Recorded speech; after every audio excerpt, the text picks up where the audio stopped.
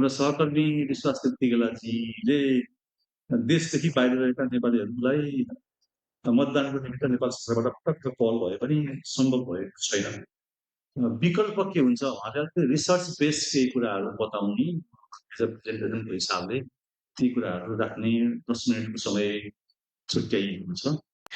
म लामो सङ्गत गर्दैछु त्यस कारणले गर्दाखेरि 11 मिनट भन्दा आफै हल्स हुनुहुन्छ। घडी तपाईँहरूको मैले समय भनेर किनभने त्यो समय पछि हुनुहुन्छ, मैले डिक्टेट गर्न सक्दिनँ। म उहाँको समय सुरु हुन्छ।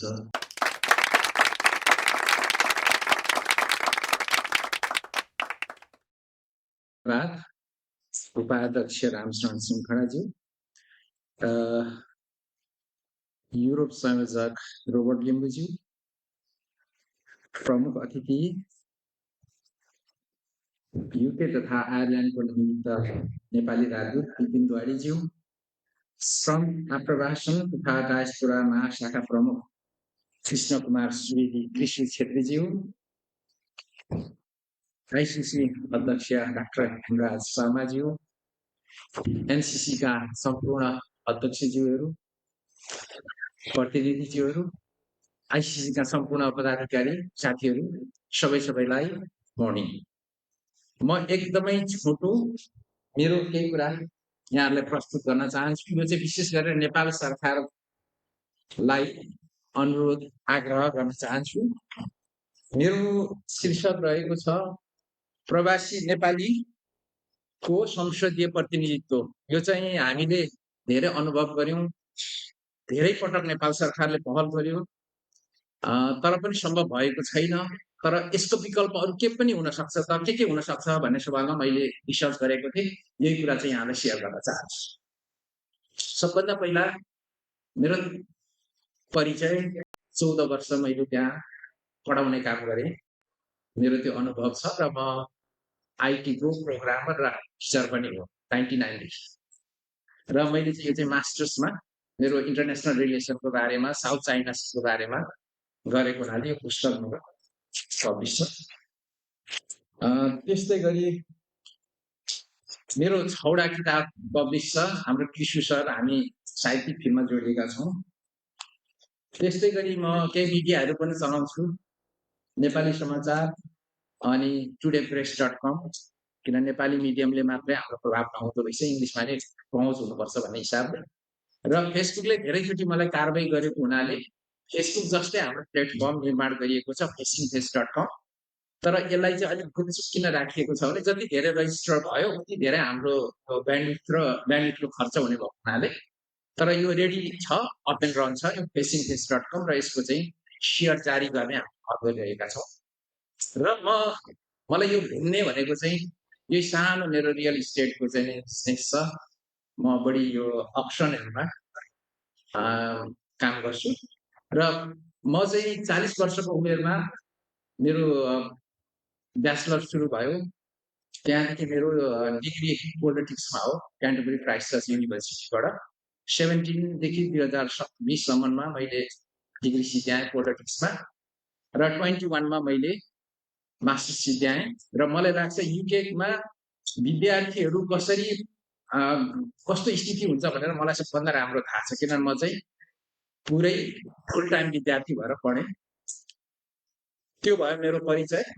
र अब चाहिँ म एकदम म चाहिँ नेपाल सरकार माननीयज्यू हुनुहुन्छ हजुरहरूलाई चाहिँ यो थोरै जानकारी दिन चाहन्छु।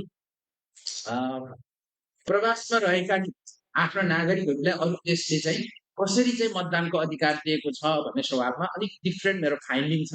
यो कुरा हाम्रो नेपालमा पनि पोसिबिलिटी होला कि भन्ने चाहिँ मेरो कुरा हो। अब यो यहाँ स्लाइडमा देखिहाल्नुभयो है, यसलाई म धेरै एक्सप्लेन गर्ने। सर्वोच्चले पटक पटक आदेश दिए पनि लागू हुन सकेको छैन। त्यसो भए यसको विकल्पहरू के हुन सक्छ त? यो टाइमलाई हैन विदेशमा भएकालाई मतदान गर्ने अधिकार दिनु भनेर सर्वोच्चले भनिसकेपछि कहाँदेखि कहाँसम्म पुग्यो म विस्तृत जान चाहन्न। र अझै पनि यो चाहिँ अन्यल छ। आउँदो निर्वाचनमा पनि हामीले भोट हाल्न पाउने ग्यारेन्टी कुनै पनि छैन। त्यसो हो भने यसको विकल्प हामीले पनि सुझाउनु पर्यो होला नि। त्यही प्रयास चाहिँ मेरो हो। त्यसको विकल्प के हो र कस्तो छ विश्व अभ्यास है? प्रवासलाई बेग्लै निर्वाचन क्षेत्र बनाउने र प्रवासलाई कम्तीमा 8वटा निर्वाचन क्षेत्र छुट्याउने हो भने अहिले जति पनि हामीले समस्या चाहिँ नै बेहोरिरहेका छौँ त्यो समाप्त हुन्छ भन्ने चाहिँ मेरो फाइन्डिङ हो। र यो चाहिँ अन्य देशमा कहिलेदेखि सुरु भयो त भन्दाखेरि सबभन्दा पहिलो देश भनेको इटाली हो, जो चाहिँ 2000 देखि चाहिँ सुरुवात भएको हो। त्यस पश्चात फ्रान्स, त्यस्तै गरेर तपाईँले हेर्न सक्नुहुन्छ Portugal, Croatia, Colombia, Ecuador, Cabo Verde, Algeria, Mozambique, Tunisia, Dominican Republic, Romania र उत्तर मासेडोनिया। यी देशहरूले चाहिँ प्रवासमा रहेका आफ्ना नागरिकहरूको निमित्त छुट्टै निर्वाचन क्षेत्र तयार गरेका छन् र उनीहरू आफै बीचबाट चाहिँ नि मतदान गर्छन्, आफैबाट चाहिँ नि प्रवासबाटै चाहिँ उम्मेदवार हुन्छन् र आफ्नो देशको संसदमा गएर प्रतिनिधित्व गर्छन्। फ्रान्सको मैले अलिक डिटेल हेरेको छु। फ्रान्सको चाहिँ के सिस्टम रहेछ भने अर्को देशको पासपोर्ट नागरिकता लिए पनि केही फरक पर्दैन, तर उनले फ्रेन्च नागरिकता चाहिँ त्यागेको हुनु भएन। त्यस्तो मान्छे उम्मेदवार हुन पाउँछ र मतदान गर्न पाउँछ। त्यसैलाई हामीले फलो गर्न सकिन्छ कि भन्ने मेरो चाहिँ प्रस्ताव। तपाईहरुले यो डायग्राम म धेरै एक्सप्लेन गर्न चाहन्न, देखिहाल्नुभयो। यो विभिन्न रिसर्च गर्दाखेरि 70 लाख भन्ने चाहिँ देखाउँदो रहेछ हामी फिनिक्समा भएको। अनि नेपालमा कति मतदाता संख्या र कति मत दियो भन्ने कुरा यहाँ देखिन्छ। अब 50% पनि मतदान भएन भने त्यहाँनिर चाहिँ फेरि के हुन्छ, त्यसको लेजिटिमेसीमा चाहिँ कुरा उठ्छ हैन। अब झन्डै नेपालको स्थिति त्यो हुन सक्छ कि भन्ने स्थिति छ, किनभने प्रत्येक दिन हामी नेपाली विदेश गइरहेका छौँ। अहिले त झन् पासपोर्ट घर घर पुर्याउने चलन छ, त्यो सुविधा त हुँदै हो। अर्को चाहिँ त्यसलाई विदेश जाऊ भनेर प्रोत्साहन गरिएको हो कि जस्तो पनि लाग्ने हैन। त्यसो हो भने हामी झन् धेरै विदेश जान्छौँ। यसलाई मैले एक्सप्लेन गरिनँ है, तपाईहरुले थाहा पाउनुहुन्छ। अब यो निकै महत्त्वपूर्ण छ, कुन देशमा के अभ्यास छ भन्ने कुरा चाहिँ। सबै देशहरूले चाहिँ विश्वलाई नै निर्वाचन क्षेत्रमा चाहिँ विभाजन गरेको छ। त्यही अनुसार आफ्नो उम्मेदवारहरू चाहिँ नि निर्माण गर्छन्। म यसमा पनि एक्सप्लेन गएँ। र नेपालको हकमा चाहिँ के गर्न सकिन्छ त, यो मेरो प्रस्ताव है।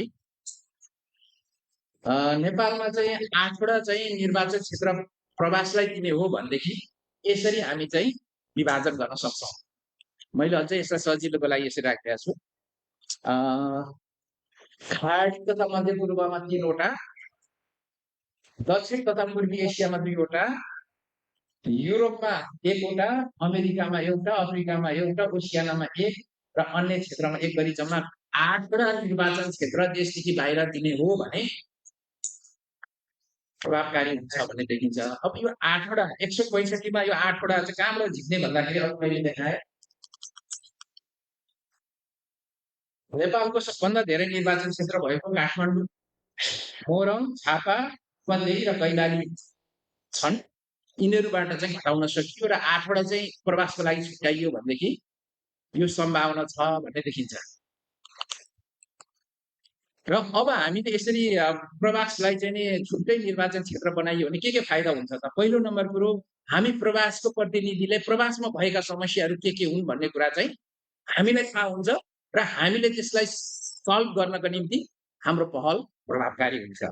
कि लगायत नेपालमा के छ भने एनआरएनएलाई चाहिँ एउटा थ्रेटको रूपबाट पनि हेरिन्छ हैन। थ्रेटको रूपबाट पनि हेरिन्छ। कतै आफ्नो निर्वाचन क्षेत्रमा आएर उसले भोलि गएर मलाई ओभरल्याप पो गर्छ कि भन्ने पनि डर हुन्छ। त्यो डर पनि सिद्धियो, किनभने प्रवासमा भएका मान्छे प्रवासै थुनिने, प्रवासमै उसलाई चाहिँ सुरक्षित भयो गर्दाखेरि नेपालमा राजनीतिक पार्टीहरूलाई पनि चयन हुन्छ भन्ने कुरा चाहिँ मेरो बुझाइ हो। त्यो लगायत धेरै कुराहरू छन् हैन। तपाईहरुले हेर्न सक्नुहुन्छ र कसैलाई यो स्लाइड चाहिएमा I am very happy to share it. यसो मैले थपेँ र यो कुरा चाहिँ फेरि विश्वको 13वटा देशमा छ र बेलायतमा पनि अहिले यसको चाहिँ आवाज चाहिँ बढिरहेको छ र अन्य मुलुकमा पनि अहिले यो बढ्दो छ भन्ने कुरा यहाँहरुमा जानकारी गराउन चाहन्छु। अब यो निर्वाचन क्षेत्र कसले निर्धारण गर्छ, कहिले गर्छ आदि इत्यादि यो चाहिँ एउटा इतिहास मात्रै हो। यो विषयमा मैले अन्यत्र पनि यो काम गरिरहेको हुनाले यो डेटा यहाँलाई राख्दै। र अर्को कुरा चाहिँ यो सबैभन्दा नेपालको हकमा निर्वाचन आयोगबाट त्यो समानुपातिक निर्वाचन निर्देशिका 2069 सबैभन्दा महत्त्वपूर्ण छ। यो किन महत्त्वपूर्ण छ भन्ने कुरा यहाँहरूले थाहा पाइहाल्नु भयो होला, म यसलाई बढी एक्सप्यान्ड गरिनँ। र यति छ मैले सेयर गर्नुपर्ने कुरा। मेरो एउटा मागपत्र जस्तो चाहिँ आदरणीय हाम्रो संसदीय दलको राष्ट्रसभा संसदीय दलको उपनेताज्यूलाई चाहिँ छ। म हजुरलाई यहाँ अगाडि आएर यो लिइदिनु हुन म हार्दिक अनुरोध गर्छु सर। पहिले पढ्नु चाहिँ परेन, छोटो छ, म सेयर गर्नुलाई।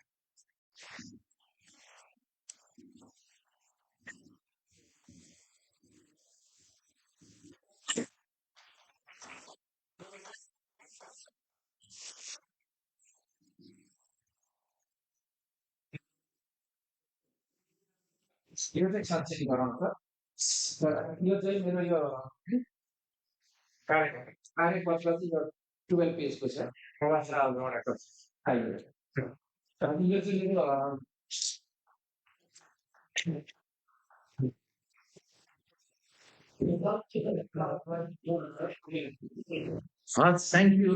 Thank you so much.